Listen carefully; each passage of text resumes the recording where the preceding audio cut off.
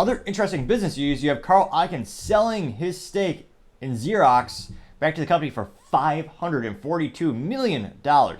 Now, specifically, it looks like Xerox agreed to purchase the price at $15.84 per share, which is the same as the closing price. And I can't help but think Xerox is probably extremely relieved because he is a very active investor. He bought out a bunch of the stock and successfully. Look at his career track. He's made a lot of good calls. So it's one of those things where I could see why they want to push back because he's not technically an employee. Active investment is a whole fascinating thing in and of itself. But nevertheless, he was very much butting heads with the leadership of Xerox throughout the years.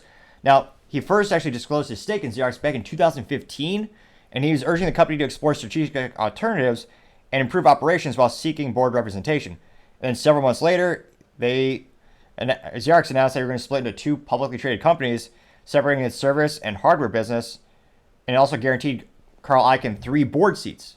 Now, fast forward even more, in 2018, Icahn and another shareholder by the name of Darwin Dessen protested a merger between Xerox and Fujitsu Holdings Corp., saying the deal undervalued the company. Now, the investors also said that management wasn't qualified to run the company and called for the removal of Xerox then Chief Executive Officer Jeff Jacobson. The pair sued Xerox, which resulted in the court temporarily blocking the deal before Xerox walked away and Jacobson resigned. Now, one of the more recent events was in 2020. That was when Icahn urged Xerox and HP to put together a deal.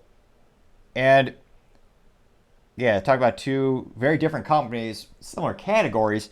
And he reported a 4.24% stake before exiting in 2020. HP later rejected several offers from Xerox before a hostile tender was launched. Xerox withdrew its hostile bid in March of 2020, citing turmoil caused by the pandemic.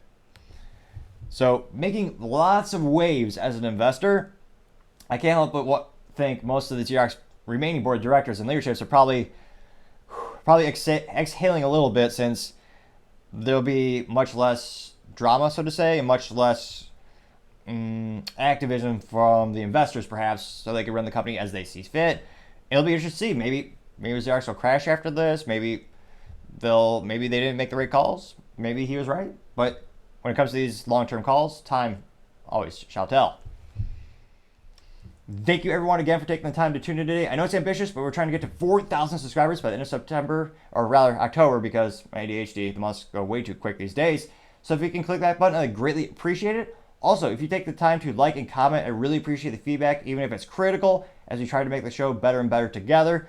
And also, lastly, don't forget to take the time to tell your family, tell your friends, tell your coworkers, heck, tell your enemies, tell anyone and everyone. Just stay safe, fight the good fight,